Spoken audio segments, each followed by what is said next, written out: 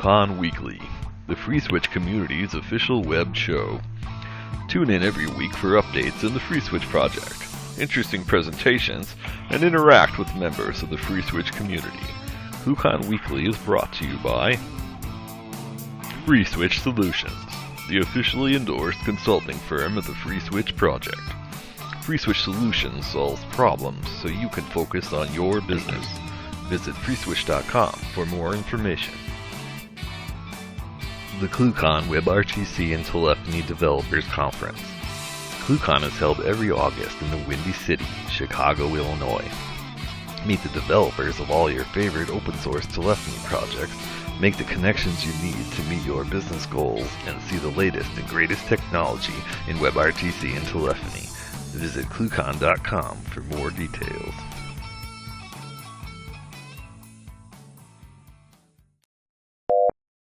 All right, guys, welcome to ClueCon Weekly. Today is January the 27th, and we'll have Randy Resnik from VUC joining us today. If you guys have not seen the VUC, check it out at vuc.me later, but we'll have Randy here in just a few minutes. This past week, I don't have a lot of announcements, but I know Mr. West has something near and dear to his heart that he wants to talk about. So how you doing today, Brian? I'm doing pretty good. So you want to give us a little update on how things are progressing for that little thing we have coming up in August? Yeah, everything seems to be going good. We have the registration. I think you are going to finish that today. So we'll have the register now, pay later, so everybody can get the registration counts correct. That seemed to be something everybody wanted to do this last year when we polled everyone. So we're going to make that possible this year. I'm in the process of reaching out to all of our sponsors. You'll see those coming in on our Twitter feed. So be sure to subscribe to ClueCon or follow us on Twitter at ClueCon. On Facebook, it's also ClueCon. And don't forget to also pick up FreeSwitch on both Twitter and Facebook, so you can stay up with the latest news and announcements that we send out. We've been putting out a lot of those here lately, so I'd like everybody to stay on top of that. If anybody has any questions, feedback, concern, anything of that nature, don't hesitate to send it in to myself or Mr. Rice. I'm Brian at freeswitch.org or krice at freeswitch.org, and we can take care of you guys. Yeah, and that's so pretty much it. Yeah, so if you want to go ahead and register for ClueCon now, the registration is up, and you can go to ClueCon.com, click the register button. I think Kathleen has something on that she might want to talk about, though, and with her weekend review. So, Kathleen, how are you doing this morning? I'm doing pretty well. And, yeah, we have registration. You can go to the ClueCon website and click to register.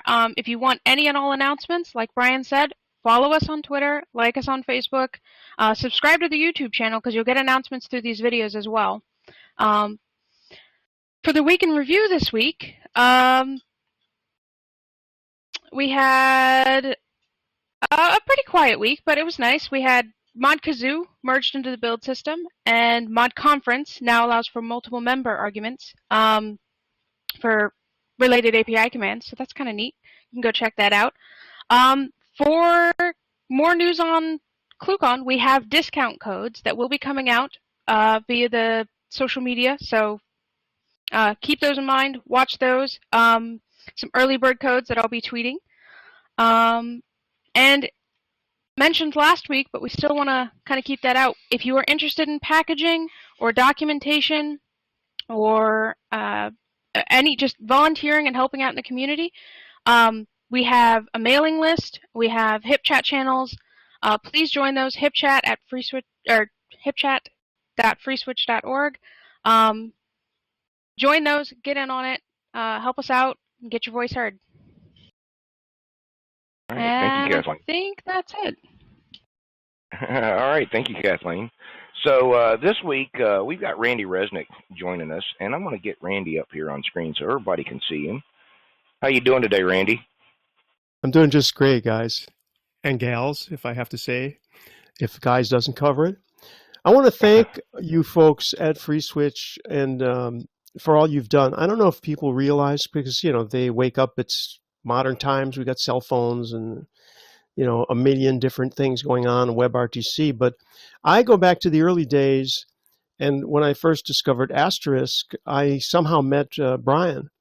And one of the things that I know about those guys, I don't know who else was involved in this, but Brian started a VoIP, a SIP trunking company, right?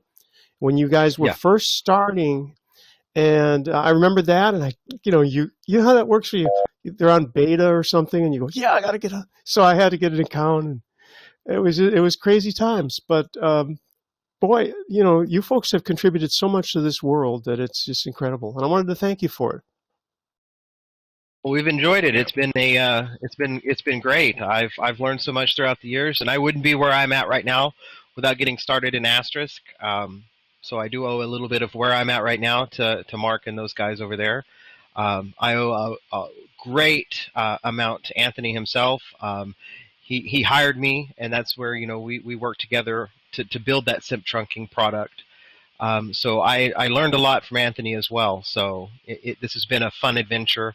I don't anticipate it stopping anytime soon. It's just only going to get a lot more fun over the next few months, leading up to ClueCon 2016. So I'm excited about it. I didn't see the date of ClueCon, by the way. Did that go by? And did I miss it? When is it? It's in August, but what day in August? It starts Monday, August 8th for the hackathon. Okay.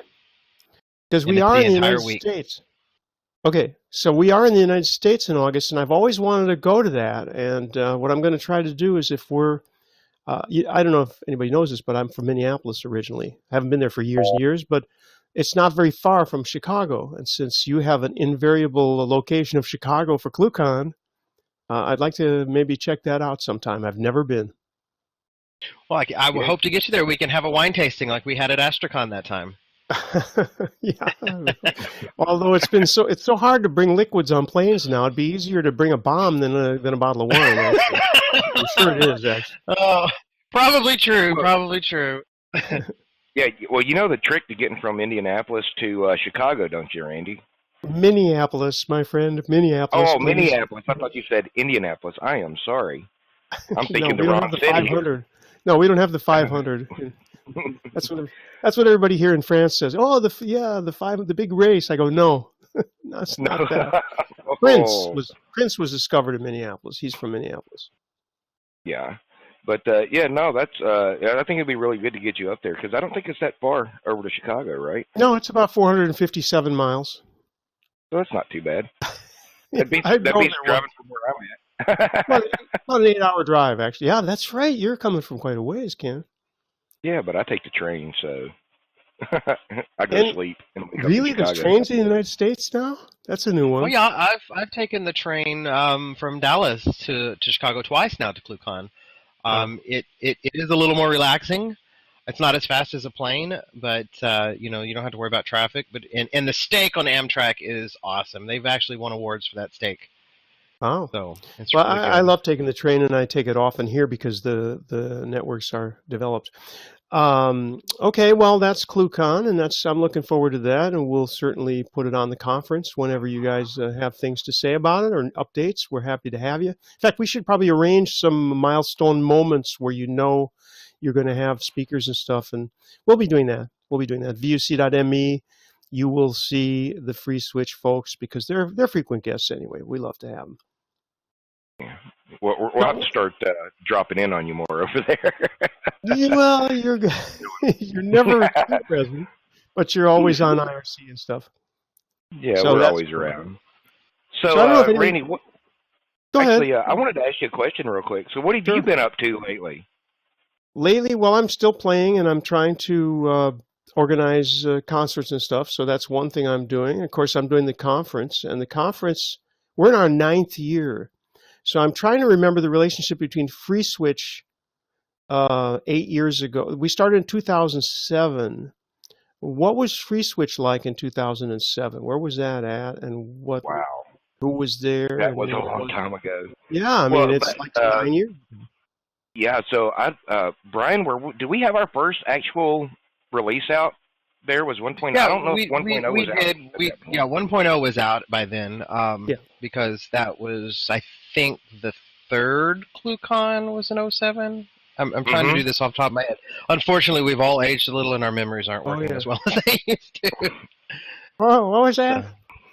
Yeah, exactly. Yeah, so that would have been the third ClueCon. Yeah, so that would have been right about the FreeSwitch, probably 1.0 release, and so we had, a working SIP and a lot of other stuff at that point, but it was still. We had conference bridges. We were using it for conferencing at that point already. We were doing a version of this call on FreeSwitch at that point in time, but it was all, just everybody call in and kind of hang out. It was more freeform, less, we were just hanging out on the bridge on a regular basis. So, that all that stuff was working. Just the amount of work that Mike and Brian and Tony put into it that first 2 years to get it going. I wasn't, full time with the team at that point, but I was actually a heavy FreeSwitch user at that point. Just the amount of stuff that I've seen come and go into FreeSwitch since then was insane. I think it was right before that probably 6-8 months before that time frame, FreeSwitch finally settled on Sophia, and we went through like 3 SIP stacks before that. So trying to figure out what was going on. So there was a lot of changes going on in the environment at that point in time. So it was a pretty wild time around FreeSwitch, but I think it's been worth it, especially for the stuff that I've done with FreeSwitch and a lot of the other guys. I think Brian and Tony were still at Astralink at that point, so, or maybe that was getting close to when they were moving on from that, but they were still running the ITSP for quite a while. So it's come a long way. Seen a few more gray hairs on some of us and less hair on some of us. So it's one of those things. I don't think I've ever told the story on your conference about the first I knew of Brian, BKW, right, on IRC. It was on the Asterisk channel. Oh, no. He's tired of hearing about this, but this is so funny that when I first came on, and you'll all remember this, those of you who were on IRC, because it was a big gang on Asterisk, and it was the basic channel, not the dev, or, this was way before all that. So people have come on, and I came on there. I had heard about Asterisk and was interested in it, so I got on there, and of course, the first things you do when you get on IRC is like, I'm trying to install the FXO, blah, blah, blah, and it's these really what appear to be complete idiotic things because you don't know any, everybody starts there. So you have a big range of people, and some of the people are very patient to be like, well, you go to, and then there's read the fucking man, there's that. But what Brian did that just was perfectly original and totally unique was that somebody would go on and say, where do I find the such and such to do such and such? And he'd dump in the link and go, next. That was his signature. That was his signature. Next. And you saw that all day. I mean, hilarious. It was great. But I did give you the information you were looking for. Oh, so. Totally. No, you were not the RTFM guy. There were many of those on there. And you know what? We all become that. I mean, I was on the Asterisk document. There was a document-only mailing list, right? And many of you have probably been on those kind. And, people come on and go, well, how do I do? And it wasn't about that. This was specifically about, documenting. It was a very focused list. And people would come on and ask beginner questions. And that is not the place you do it. And eventually, I'm a pretty patient person, and I was a beginner myself, so I should understand that. But people would come on and ask those questions, and eventually I found myself going, this isn't the list for, so I think we all have all of those things inside of us. But it's an amazing world. I'm really pleased to have met all of you characters, because you are characters. Well, I enjoyed it. I remember sitting there. We actually started like this type of, the calls. We actually sat on a conference bridge when I first started in Asterisk, and it was just like all day long event, in and out, and it was just like this big thing that we did every day, which led into, when I started working with Anthony, that's how, since we're all distributed all over the place, we had sat in a conference call a day. And that's how we've done it since then. Everybody's all over the place, Ken, me, Mike, everybody. And now that we have video, it's added a completely new element to that, a new dimension where, you could tell, oh, they got it from their desk, or, oh, they've muted it and they're talking on their phone because somebody called them. Those are types of things you wouldn't have if you had an audio-only call. You couldn't tell, oh, they took a call and or stepped away. But you have that now, which is very handy. We've gotten the hang of it now. It's true. True. Who was going to talk? I think that was Jairus talking to somebody in the background. Okay. No, I was going to say it's totally true, and Tim Panton was telling me that at a certain place he worked at, for example, they would have in every conference room they would have the video conference on, and it would be empty, but they were in several locations, maybe throughout the world even. This may have been Voxeo, for example, somebody like that, Tropo. But whatever it was, they'd have a conference room and they'd have the video terminal. The conference would be on, and then if you wanted to go in there, you go in there. So it was like a virtual water cooler type thing. And there's been a big movement towards that, yeah. Yeah, and we actually kind of use the conference bridge every day for that with video today. So even if you don't see us here in this bridge, which is open all the time for anybody to come in and test and use. Me, Mike, Brian, Tony, William, Kathleen, anybody else that we need to be chatting with at that point in time. We have a standing conference bridge, and we're there all day. Sometimes you might come in and see, oh, well, this is what you got for Ken right now. It's like, hey, I'm not here, leave me alone. Or you might see Brian's empty chair, or, because he's wandering around. Or my favorite is Brian with his headset on, talking to somebody, and you see his little microphone indicator red and letting us know he's muted. Right. And then it's like, hey, Brian, are you paying attention? He's like, oh, crap. Yeah, I'm paying attention. So, it's kind of useful and everything. So you can just see what's going on. And you can also see when, for instance, Tony will get deep into code. And you can tell when Tony's coding, just you get to know what he looks like when he's coding. And it's like, yeah, I'm probably not going to bother him right now with this stupid question. Yeah, right. And so, you let him go on and do his job. So, I mean, it's really cool to have that capability. And, we leave it up all day long. And so, we get in the morning, start doing our thing, and it allows us to really function because none of us are in the same location. William's out on the West Coast. I'm down in Mississippi. Brian's in Oklahoma. Mike's up in Ann Arbor. Tony's up near Milwaukee. So, I mean, we're all over the place. So it comes in real handy. And it's something that we've been doing for a long time, first with voice and then now with video. So I think some of those things are pretty cool. I think some of the other stuff that we're working on coming up that we're not quite ready to talk about yet will be pretty cool. But I think it'll just add another facet to it. So, there's a lot of stuff going on. I wish I could talk more about it, but we'll have to save some of that to come visit you one week. Yeah, that's what we'll do. Hey, can I put in a quick commercial? This is not really a commercial, but I call it that. For something that's going on until February 8th. It's just it's exactly what you're saying, except it's not video, but get a plug in. It's a plug. It's not a commercial thing at all. It's actually a conference. It's called the Great and Gathering Conversation. And it's being done on ZipDX, but ZipDX isn't actually a part of it. It's just the platform. If anybody's interested, it's this idea that there's no place to actually talk. And it's exactly what you just said minus the video. So it's a conference server that's on all the time. And it is not geared to any particular company or any particular subject even. And we've been trying to bring people in to it. And it's Daniel Berninger. I don't know if any of you folks know him. He's a big HD advocate. And he's out of Washington, D.C., and it may be running right now even. I don't know. I'll check it later this evening. But the idea of it is to have a place to go and talk.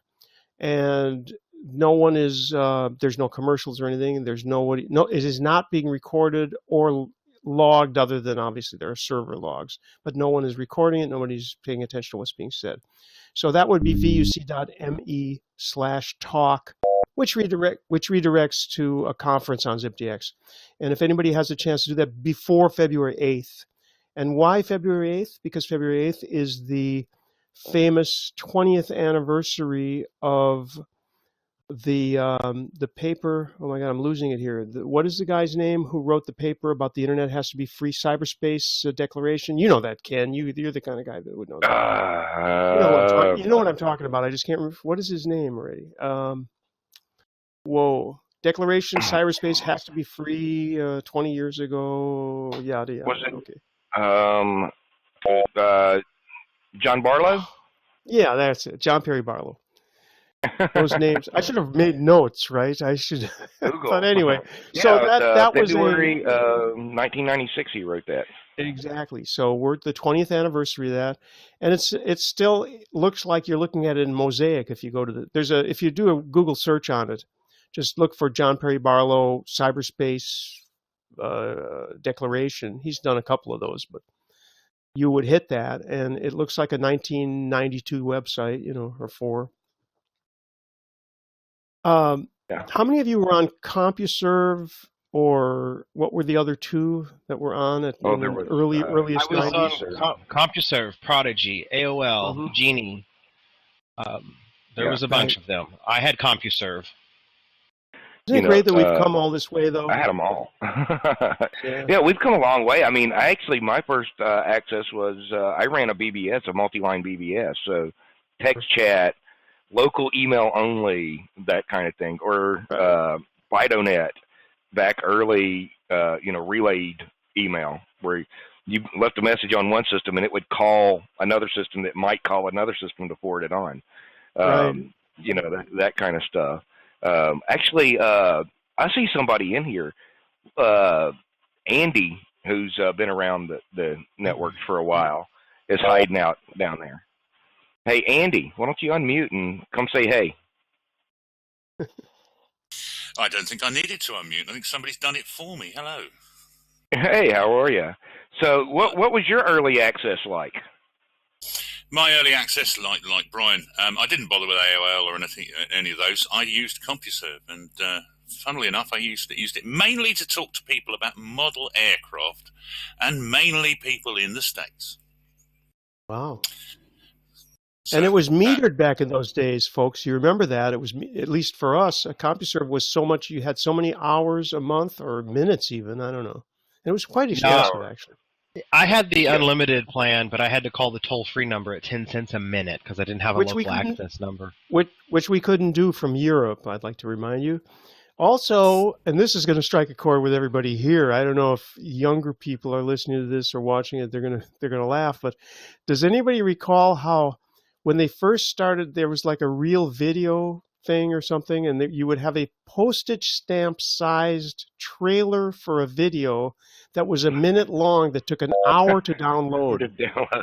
Real video. You remember that? I think it was real video, but whatever it was, it was real video to download. I mean, it was like an hour to download. It wasn't just an hour to download the video. It was like 45 minutes to download the real player on your dial-up. That too. Yeah. You know what the funny part about that was? Yeah. With AOL, when you had those large videos or large files, you used to swap between the rooms, and they had free areas. And so you could still download. AOL had this thing, so you could go and download entirely and not pay for the time. And your downloads would still go on. I remember that. I remember when that happened. That was around the time Real Audio and Real Video were like this big thing.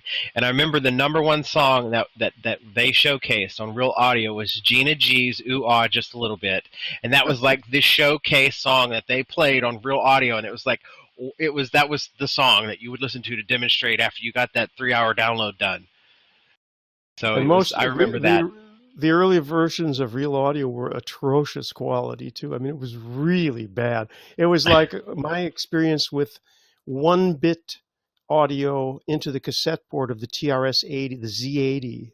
I mean, it was a really, really bad. I don't know what kind of... The dynamic range was probably 1, in whatever unit you want.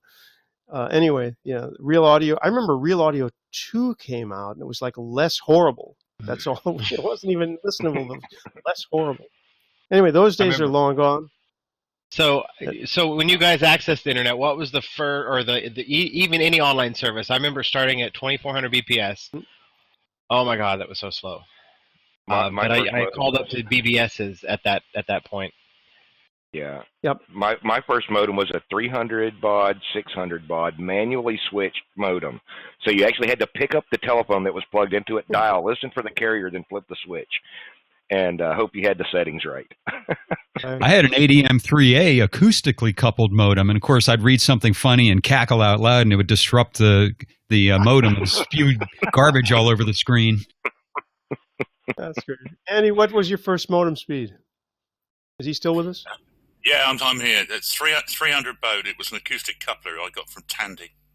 I never had an acoustic, but it seems to me that we started around 1200. And one thing I do remember is I was standing in line. This was in the States too. I was visiting, and we used to be able to go buy stuff in the States. It was cheaper to bring it over directly when I was visiting. And I remember, and you all remember the U.S. Robotics Spiral of Death and all of that. And they had a 28.8 modem. And the guy in front of me, so I had, it said 28,800 baud modem, U.S. Robotics. And the guy in back of me in line said, "Do you need a special line for that?" I mean, I don't know what that translates to now today, but I mean, that's extremely slow compared to what we're looking at now. Well, that was a 28K up and down. But the firmware was modifiable eventually. There was a new firmware that was 56K. You're right. Oh, and I remember doing the U.S. Robotics shotgun, where you would take and bond two 56K modems together. Oh, God. That was heaven. That was heaven. And then I got an ISDN line, and I was like, "Oh, this is heaven!" And I had the only ISDN line in town forever, and they kept stealing my cable pair because there was no dial tone. So through the 3-year contract of having that thing, it was eventually labeled in every pedestal and wire box back to the CO, so they would quit yanking my cable pair. Yeah. So that was fun to go through. And when you zoom forward to today, we started with where I'm living right now. We moved in about 6 years ago. We had DSL from a person who I know who was running a company, so I trusted them, and that was great. And that was 8 megs. And then we went to a different operator that was offering the second version of that protocol, which was 24 down. I'm talking about down, 24 megs down. And then that was free, and free is a revolution in this country. So free suddenly, overnight, at some point in time, they discovered VDSL, and they put that on and installed the firmware transparently to us. And now we're on something like 64 megs down and 12 megs up, which for me, I mean, that's more than enough for anything I want to do. I like to ask everybody a question because I'm, you know how I am. I'm very, very used to interviewing people and taking surveys. And I want to know from all of you, because you all have probably very fast connections, what is the fastest server you've found on the internet? And what is its speed? In my experience, Apple is one of the fastest if you ever deal with them. If you're doing any podcast downloading or any of their software, they can get up to maybe 5 or 6 megs, maybe 8 on a peak. I've never seen anything faster, and you folks must have hugely fast connections, and you're in the States. What are the fastest servers you've found? Fastest server or service? Server, no, like downloading when you're downloading some humongous, like, 2 gig. Yeah, I use BitTorrent for that. Well, I've maxed out 200 megabit over BitTorrent. Good point. But other than that, I mean, you're not. These speeds what do we get on files.freeswitch.org, Brian? Well, I can pull 100 megabit solid from files.freeswitch.org, and so can you Ken. can be fooled by that because Yeah, see, that's the thing. The content distribution networks mask your true throughput because they're caching this stuff closer to where you are or where your network is, your peering points. But I don't think we're spoiled in that level because I've never seen any. I mean, so I have about 70 some megs down, megabits. But I mean, I've never seen anything, not even 1/5 of that. I mean, I've never even seen 10 down of anything. I've seen that. I use a tool that does a multi-stream download, but I can full. If I don't do multi-stream, I can get 60, 70 easy. But if I do multi-stream, I can max 100 megabit out. Really? With ease. Okay. I'll have to figure out how that works. But I mean, that's not your average download of a Mac. No. With 100 megabit down, I have yet to run into any problems. I mean, I can have multiple downloads going, streaming, video calls, and 100 megabit. I have 100 megabit symmetric, and so does Ken at his house. And I think William's got his almost installed now. So, the upstream, having 100 megabit upstream changes your relationship with the internet. Faster upstream really does change what's really possible, because now I have 100 megabit to the internet, and you can do a gigabyte in 1.5 minutes or less. So having that kind of upstream really changes that. It's nice. Yeah, one thing that I've noticed that I can do is I do a lot of Debian installs just locally, just for playing with things. And I've got a small server cluster here. So one of the things that I did is I didn't want to wait on Debian to download every time. So I just created my own Debian repo mirror. And I rsync that about every 6 hours or so. And that rsync will, which is just pulling from a single stream from a single server over the rsync protocol, will actually top out around 70 megabit or so. And then depends on how much it's got to transfer. The more it's got to transfer, the faster it actually goes. And I'm just looking at that, from the perspective of what do my cacti logs tell me. So, so I mean, it actually works really, really good. And I mean, Brian's talking about doing all the different streaming and stuff. I think the biggest bonus for having a fast connection is I want to watch something.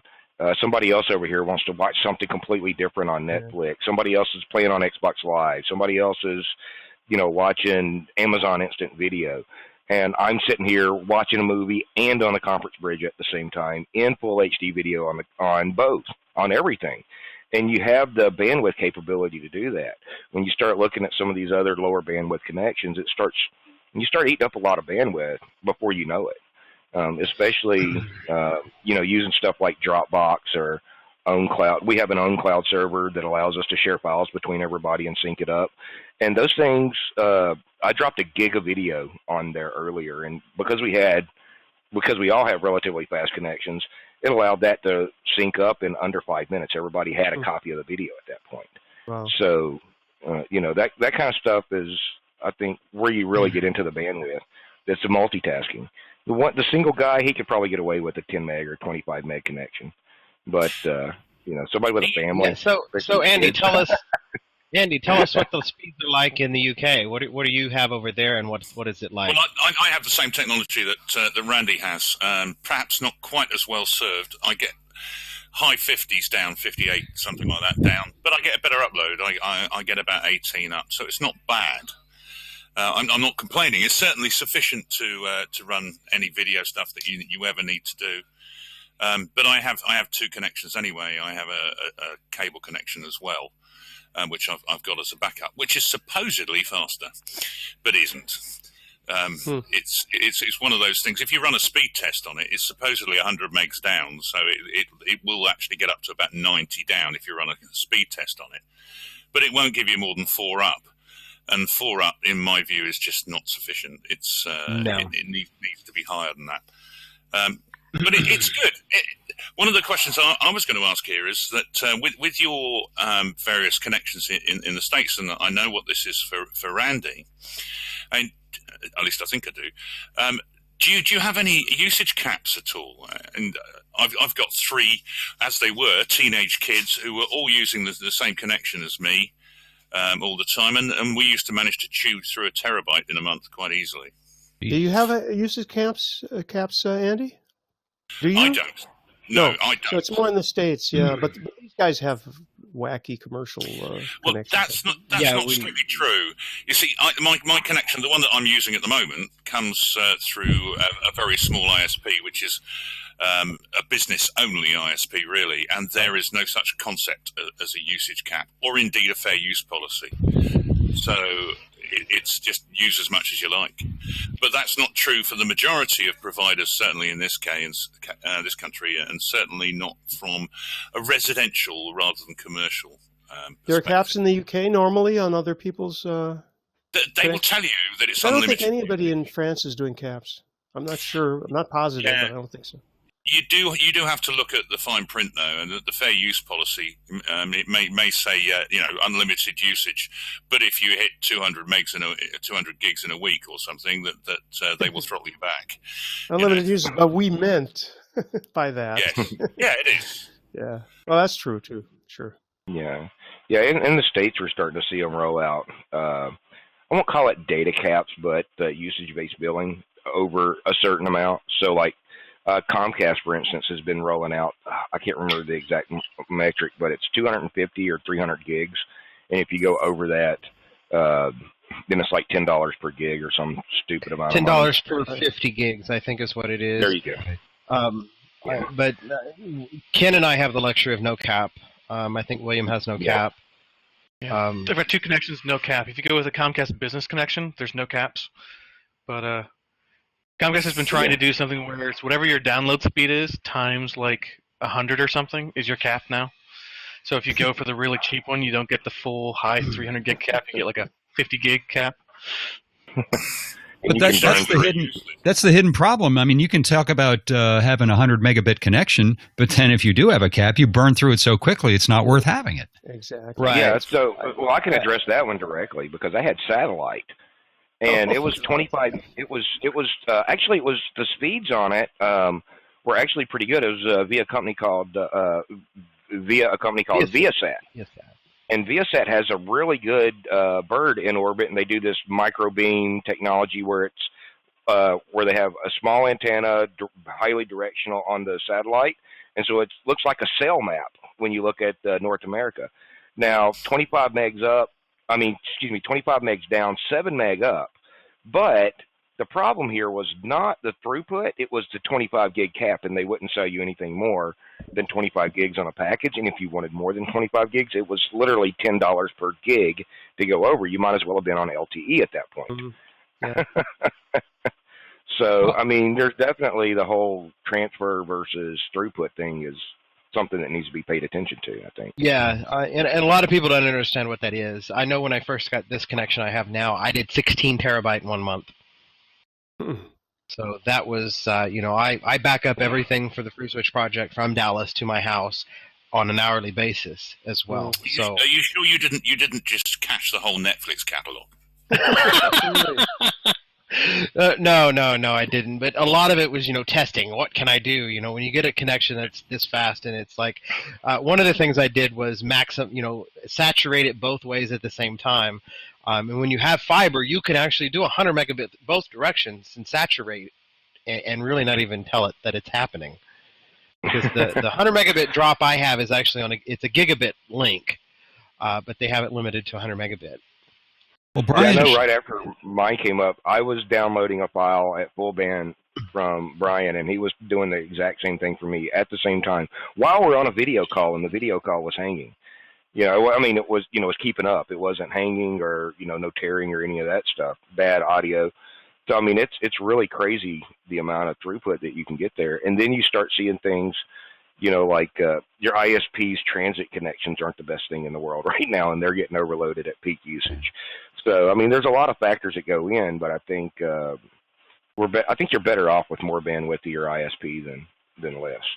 In general, especially, just in general. I think that we've seen too much of an asymmetric deployment out to resi users. Plenty of download, but not enough upload. And that works fine with with UDP streaming, but anything you get on TCP, you really start running out of upload bandwidth at some point, just based on your downloads, because it's got to ACK all those packets. Well, I'm pretty happy with what we're doing. I'm pretty happy with what we're doing now. I was dying for fiber. This is, I guess, pretty much fiber to the cabinet or fiber to the DSLAM or whatever. I mean, it's whatever it is. We're less than a kilometer from the DSLAM, so I think we're like 500 meters. So we have a really good chance compared to most people in this country. But the fact is that there's a lot of people living in a lot of places, and Ken, you know something about this, where you're screwed basically. And also, since I live in a city, we've got decent LTE. So I bought one of these. Everybody should have one of these, except that now your phone will do it. Of course, it's MiFi. I'm trying to get rid of the reflection. Yeah. This is an old Huawei MiFi, but you can do this now with any decent Android phone, probably an iPhone too. Yeah, okay, but the MiFis do tend to have better radios in them. You do get a better connection. Yeah, I bought it because I didn't want to screw with my phone during anything. But anyway, I bought it just precisely because with the conference, occasionally my internet would just go out, like right before we had an important thing I wanted to do. So I got a third line for, just for the record, it's about 16 euros a month, which is not much. That's what, $20 a month, 50 gigs total. And the LTE, we're very lucky because we have good LTE here. So I could do Hangouts. The latency is a little worse, but you can do things like video conferencing off of that. So we're really spoiled today compared to the days that we were talking about a while back with the postage stamp videos taking an hour. I'm glad we lived through that because I don't feel bad about what's going on today. I think we're really lucky. Going on to that MiFi idea. Going on to that hoping MiFi idea, I've got a USB version of it, right? With external antenna jacks. That I'm waiting on a company to to make it work. Coordinate for better support for this. So there's a vicious rumor going around that AT&T is rolling out honest-to-God fiber similar to the Verizon Fios offering. So if I haven't pursued that, I just heard this the other day, but if I find that around here in South Florida, I'm moving. Well, AT&T is really good at fiber to the press release and then not delivering. They like to get the upfront publicity of doing so and then actually not delivering or executing on it properly because their CapEx are down. So they're not investing in the network like they used to. But I do have to give them props for the 128 megabits down and 25 megabits up that I had in Orlando at AstroCon. That was impressive, and that's how I did all my demos. Direct USB to the iPhone, that's the only way I could get that speed, because you can't get it over the Wi-Fi in the iPhone. You'd only get 10 megabits down and about 5 megabits up if you use the Wi-Fi hotspot on the iPhone. But direct USB was like full speed. I was very impressed. Which raises another question. What I keep hearing people, Randy's talking about LTE and so forth, but what are you doing with your phone that requires all this bandwidth, including uplink bandwidth? What are you, setting up a mobile TV station? Yeah, I wonder about that too. I don't do anything. I mean, in fact, I'm measuring, I just for the hell of it left my phone on LTE rather than having it switch to Wi-Fi when I'm at home just to see. And if I turn it on now... Yeah? I thought you were Mr. Periscope, though. I thought you were using Periscope and Meerkat still. Well, even if you did, you wouldn't need that much. But let me take a quick look here just to tell you. Wait a minute, wrong thing.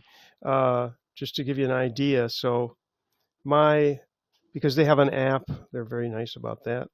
Oops, I just saw it's something like 218 megs, and it's I don't know how many days. I got to find that again. Here we go. That was... All right, from the 16th, we're what date? We're the 27th. There's 10 days, and it's all LTE. I have 218 megs of usage out of the 50 gigs allowance. But yes, I guess if you were periscoping for an hour like James did at the concert, yeah, I don't know. That would. I'll have to do an experiment, do about 10 minutes of periscope just to see how much it takes. But the quality on that is so bad that it doesn't actually use that much bandwidth. So yeah, I know you can use a fair bit doing this video conference. Doing this, yeah. Doing just this because we are doing HD video, but I think it kind of varies with the application. I know streaming, say Netflix, is about for an hour and a half to 2 hour movie is 4 to 6 gigs of transfer, depending on the movie and that kind of stuff. So more than that, 4K stuff. Yeah, a lot more than that. That's 1080p stuff. So, but fortunately, their catalog is so poor that you would never go through 20 movies a month anyway, right? I mean, I don't think they have 20 movies that are worth watching. I've been serial watching a number of shows, like Parks and Rec, or I went back last winter and did the entire Deep Space Nine, all 7 years of it, in a big binge one month. So you can really burn through it. So what was that? What was the month on that? Did you look? All I know is I got a nasty gram from Comcast that says, "Hey, wait a minute, buddy, you're at your limit," and that was about the 20th of the month. So, these caps, something has got to give with these data caps. That's people scream about it, but they have a monopoly in their service area, so they don't care. Yeah, well, that's what I was going to get to. Is that we're very lucky that because it's funny, it's ironic, in fact, the infrastructure having been built by the state, so we were prevented from doing anything of any interest because it all was owned by the country, the country owned all this stuff, which means we own it theoretically, right? Because we're taxpayers. But eventually it was opened up, and then France Telecom is like the old AT&T that had all the infrastructure, right, at some point in time in the States. So they eventually had to open it up, or Bell, whatever that all was back in the day when it was a monopoly. That was AT&T, actually, wasn't it? Long time ago. It was the old AT&T. The new AT&T has went from uppercase to lowercase, and they're completely new. Same logo, same concept. but the original AT&T, same old people. The original AT&T was an official monopoly. Anyway, the point is that they broke that over here, and I think they may have done the same. Andy can confirm or deny. But what happened was, so they had to sell the cable to anybody who wanted to at wholesale, anybody who wanted to resell it. Then they did the same thing with LTE. They forced operators. So long story short, we're spoiled by having 3 or 4 good mobile phone carriers, and the carriers, when free came in and broke the mold completely by going to 40% of the price and a one-page user document rather than 70,000 different complicated tariff regulations. The whole landscape changed here, and so you can get DSL now wherever you are from almost anybody. I mean, supermarkets sell it. So we're lucky. In other words, there's no monopoly because the infrastructure being owned by the same, basically what was the government. And this is a good thing. I mean, people cry, "Oh, communism, socialism," but in fact, we're much better off on that scenario than what a lot of communities are experiencing in the States. And I'm amazed that nobody's done anything. There should be a revolution on that level. So let me get this right. What they did there was they basically broke the incumbent monopoly carrier into 2 different components. One had the pipes, and then one provided the services. So anybody can have access to the pipes now, and then so if they can sell it, they can go out and sell it and brand it. So Randy DSL, you just have to call up and get access to the pipes and start doing. Well, I'm sure there are little like minimum amounts and so on, but still, a chain like Walmart or other big name, Sears, for example, in the States is a name I know. Sears could be selling DSL over here if they were, that's the equivalent thing. All they have to do is come up with a plan. They're paying the same rates, some kind of wholesale rate. So basically, the prices all drop to very similar levels. There's maybe slight differences in the offers, but the main point is everybody can have it now. It costs very, very little. And in the case of free cell service, by the way, free mobile is the name. It's not free. They have a plan for €2. That's $3. That's not even $3 a month. Where if you're like, you could be homeless and have a crap phone, and you'd have cell service for €2 a month. In fact, I think they even have they may even have a free plan, but I mean, it's almost nothing. But for €2, you can actually make, I think it's an hour or 2 of calls, more than enough for what you might have to have. And you can receive, because over here, the calling party pays. Calling party pays. So you pay doubles, which means everybody makes the calls at work, of course. You make the calls at the office. But so if you were seeking employment, for example, you have a phone, you could be paying €2 a month and get unlimited phone calls received from prospective employers.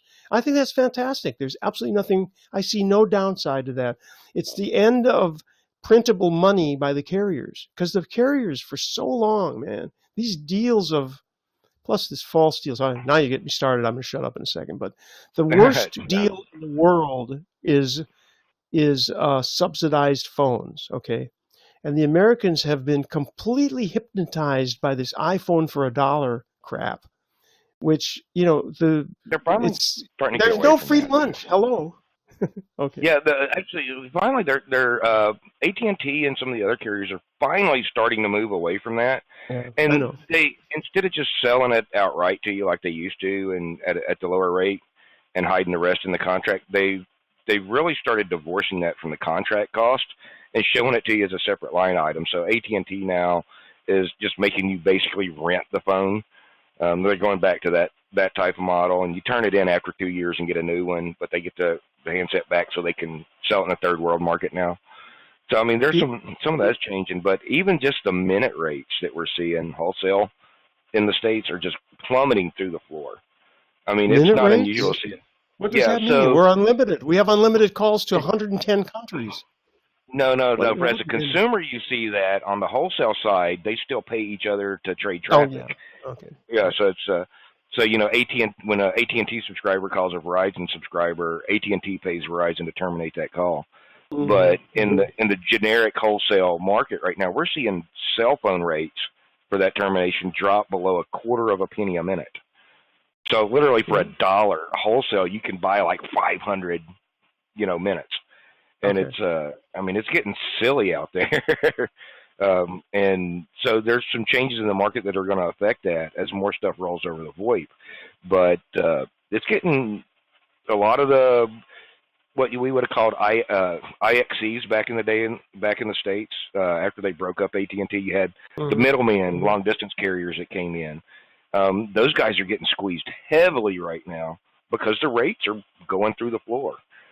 Even in the rural markets where they used to get like 15 cents a minute to terminate a call, that's all gone. They're down in the penny a minute range now. So it's flat. It's some serious flattening out. Things like that we're doing here with FreeSwitch, you can, and other pieces of software that you can just put on your iPhone or your Android phone are greatly cutting into that. So they're trying to figure out, back on the bandwidth caps with what they're doing there. So how they're going to continue making that revenue. Exactly. So, I mean, there's exactly. It's what do they do? Voice is they dead. so They're bad going to don't data. want to be. The data world Yeah, is where they're they going to make their money. Yeah, they so bad don't want to turn into like you guys have. They are the dumb pipe company. Dumb pipes, yeah. I think we I need wish that. they would. Before data became affordable, my idea was, hey, we got to have a ubiquitous Wi-Fi. Let's have Wi-Fi everywhere, and forget this data thing. Well, as soon as I got data, I go, oh, screw Wi-Fi. I don't care about that. And now, and like I said, now I'm doing it as just an experiment. I'm just leaving the phone on 4G because my Wi-Fi gets wonky, as it is wont to do with everybody.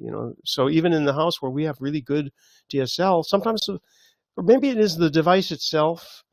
I don't know. Everybody experiences that from one time or another, that your device says there's no signal when there is, and you're connected and all that. So left it on LTE, see what happens. But I'm really not using that much. Anyway, we're really fortunate these days. And I think some of that debt goes to Mark and Asterisk, Digium, and a lot of it goes to folks like you who have taken the torch and gone further on. And there's just so many possible ways to make phone calls that aren't even phone calls. They're like this: conferences, video conferences, much richer media today. And it's all came out of that whole spirit of where you all are coming from, which came from Mark and people before Mark. I mean, everybody's standing on the shoulders of giants, right? Nobody I'll invented tell you, it. I wouldn't be here today without guys like Tony and Brian. Right. I mean, like you, when I first got involved with stuff, this was before FreeSwitch existed, 12, 13, 14 years ago. Mm-hmm. And I found Asterisk, and I got on IRC, and I start, asking dumb questions, and who Did do Brian I run into? Next? Yeah, pretty much, and a few other things. And, making fun of me for being a noob, so, hey, why not? And then where do I end up? I end up, basically on 888 talking to him, trying to figure out what's going on. He gets on he was running this bridge effectively back then. And so we hopped on, and, next thing I know, I'm moving to Huntsville to work on this stuff full time. And then, still talking with Tony and Mike and Brian and all these guys. And here we are 15 years later, and I can't believe it. I know it's been a great ride, huh? Oh yeah. So But we're actually coming up on an hour here, Randy. So Past an hour. almost an entire hour. Yeah. So I want to ask, what do you guys have coming up that you're working on before we let you get out of here? Actually, not that much. Cool stuff coming. Come on, you no, got something going on. We want to have the ClueCon preview. That's coming soon. No, we've got Tad Hack. That'll be interesting this Friday. We do have something, and you know what? I don't have it in front of me, so I can't say. But people just have to go to VUCME and look at actually, it's vuc.me/topics. Gives you the calendar, and it's not super filled out, but it'll give some idea of what's going on. And what we try to do is have some of the people who really make things happen, and that's why we got to have you folks on again. Ken, you're often around, so if anybody needs to refer to you, they can come to the VUC conference, which is Fridays at 12 noon Eastern time, always, whether it's daylight savings or not. And we'd love to have new people on. Love the free switch community, but we'd love to have newbies on too. We don't say next. Well, we kind of do, but on IRC when they don't know. Mm-hmm. We say it because they don't know how to get on IRC yet. No, we'd love to have all the people come on, and we don't have a schedule that's fixed. We'll talk ClueCon though soon, I hope. Awesome. Yeah, we'll definitely. I'll make sure Brian and Tony and we'll work out some times, for us to come visit with you again. Because it's probably been, 6-8 months since we come and hung out on the VUC anyway. So that'll be a good thing. It's been too long. As a matter of fact, I'm going to tell you something right now, this minute, before you end this call. I'm looking at the calendar, and I'm going to tell you that we could there are 2 dates available, the 12th and the 19th of February. Write that down and get back to me if you feel like it. Otherwise, in March, if you want to do it in March, we do a preview kind of thing of what you're thinking of. Then when you got your talks and the keynote straight, we'll do another one there. So get back to me on that. We won't take time now. Yeah, we'll get back to you on that. We'll argue about that. So actually, there's one more thing that I want to ask you, Randy. 3D printing. Are you doing any of it yet? No, but when you can print a drink in 3D, I'll be ready for that. I'll go get a printer. Yeah, we're actually gonna have some of that at ClueCon this year. That's why. Oh, cool. Okay. All right. Well, I am interested. We might even do something like this. This was actually about 100-year-old wood that came out of an old barn that I had, and this was actually CNC'd, computer-controlled, milled from the FreeSwitch logo in SVG format. So we'll probably be doing some of this stuff at ClueCon also, which is why I asked. And even for all the Raspberry Pi-ites out there, there's your Raspberry Pi display with that 3D printed shell in progress. Wow. So, okay. Are you suggesting is ClueCon turning into a maker fair this year, Ken? It's got a little bit. You will have your traditional stuff that you had, like we've traditionally had at ClueCon in the past, but we're going to, last year the hackathon went over really, really well. So we're going to be expanding that, and I'll preview this a little bit right now, I guess. I'll go ahead. We're going to be expanding that, so not just for guys that can do software, but for guys that want to do hardware or tinker. We've already got 3D printers that we've from a vendor that we'll be doing a bigger announcement about that later with those guys. They're going to show up. They're going to bring some 3D printers and software that will be, and plenty of plastic so people can print. We're going to be giving away possibly 2 3D printers this year that we know of right now, plus some other stuff. So we're working with a lot of guys to try to get this stuff in there because. Personally, I've done some stuff with Raspberry Pi where I end up, with phone bits laying around and stuff like that. But how cool would it be to translate that into a real phone that I could sit on my desk and actually use, open source, maybe running FreeSwitch, maybe running, something else that, anybody can work on, and maybe grab the parts off of eBay or whatever and 3D print the other parts, and boom, you got a working phone. So stuff like that, I think, would be really cool. Plus, with this whole Internet of Things and all the voice APIs now, where we can do things like, "Hey Alexa, order me a new Polycom, and a Polycom shows up at your doorstep. Stuff like that. I think there's a lot of interactivity with FreeSwitch, and with FreeSwitch not being just a VoIP platform anymore. It's firmly moving into the voice video multimedia communications server. So you can do all kinds of craziness. So it'd be really cool to see where we can push this over the next bit. Sounds and great. Here I go on a diatribe. But anyway, so Randy, thanks for coming out today. We should probably wrap up the recorded portion of this. You guys visit Randy, VUC.me, for all the stuff coming up on his show. Be sure to follow us on Twitter at FreeSwitch or at ClueCon. You can also find us on Facebook, or you can click the subscribe button down here and get all our video updates as they come up. We'll also be, some of the links that Randy's talked about will be in the show notes below, so you guys check those out. And we'll see you guys next week. Thank you.